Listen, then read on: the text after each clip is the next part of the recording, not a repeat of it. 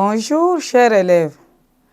Bienvenue à notre leçon d'aujourd'hui qui est portée sur la grammaire. Le titre de notre leçon, c'est le nom propre et le nom commun.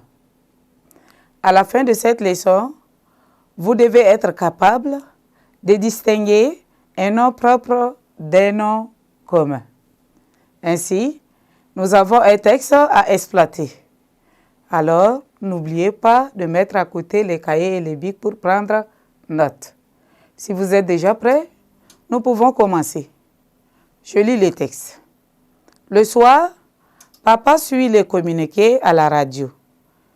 Médor, son chien, est couché à côté de lui. Lorsqu'il entend « Monsieur et Madame Batal sont heureux de vous annoncer la naissance de leur fille Fatima », il sourit. Je reprends. Le soir, papa suit les communiqués. À la radio, Médor, son chien, est couché à côté de lui. Lorsqu'il entend « Monsieur et Madame Batal sont heureux de vous annoncer la naissance de leur fille Fatima ». Fatima, il sourit. Bien. Ici, dans le texte, ce qui nous intéresse, c'est les noms. Alors, premièrement, nous allons d'abord souligner le nom et puis ensuite faire la différence entre les noms propres et les noms communs.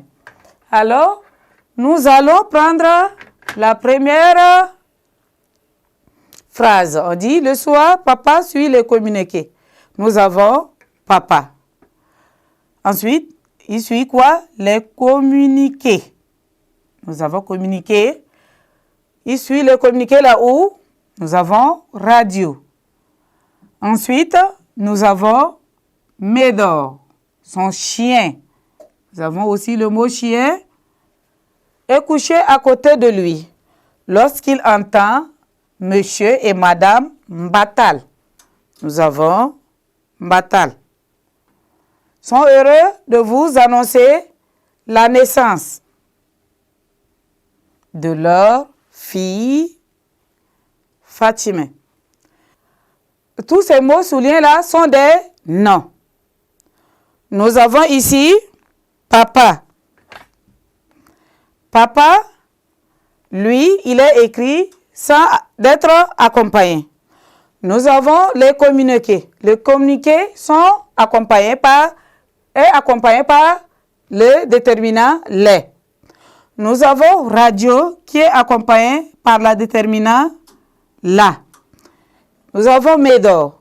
Médor ici, la première lettre a pris la lettre majuscule. Nous avons chien qui est accompagné aussi par le déterminant son. Nous avons Batal. Batal ici, nous avons la première lettre qui est écrite en lettre majuscule. Nous avons fille qui est accompagnée par déterminant leur et Fatima qui s'écrit aussi avec la lettre majuscule.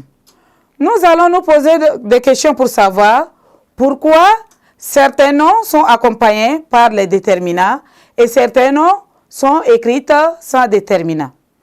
Lorsque un nom est accompagné d'un déterminant, ce nom-là est un nom commun. Le nom commun là est le nom qui désigne plusieurs personnes, plusieurs animaux ou plusieurs choses. Et lorsque le nom s'écrit avec la lettre majuscule, sans être accompagné d'un déterminant, nous pouvons dire que ce nom-là, c'est un nom propre. Le nom propre désigne une seule personne, un seul animal ou une seule chose.